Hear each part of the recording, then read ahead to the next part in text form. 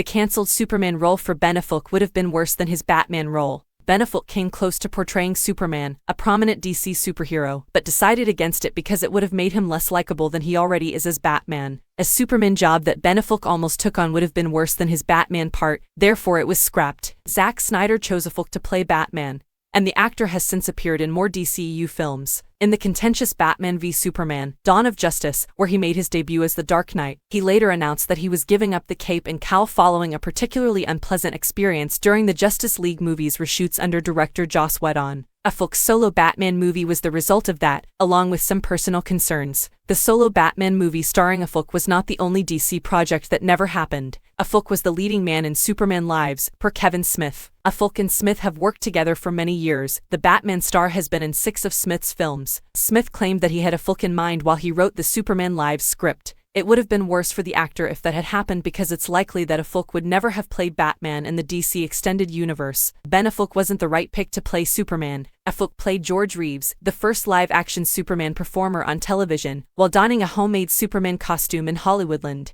Affleck was not the ideal candidate to portray Superman in Superman Lives. Although Affleck is a very brilliant actor, his skills are better suited for darker characters, a trend that predates his selection for the role of Batman. Movies like The Town and Gone Girl demonstrate how Affleck excels at portraying characters who are morally dubious or unafraid to get their hands dirty. Superman, who is the antithesis of Affleck's Batman, is all about optimism and kindness. Ben Affleck was an excellent Batman. Prior to Affleck's time as Batman in the DC Extended Universe, the actor's choice to play the role had drawn harsh criticism. Batman v Superman, Dawn of Justice debuted in theaters, and the conversation began to shift when it became clear that Affleck's portrayal of Batman in The Dark Knight was perhaps its strongest element. Affleck had the potential to be the best Batman on the big screen, but regrettably, that promise was never realized. Because DC's administration was unsure of what to do with the DCEU, Affleck's Batman suffered. Although not everyone admired Snyder's DC ideas, the filmmaker made Affleck's Batman great, and after his departure, the studio was unable to articulate a coherent blueprint for the DCEU.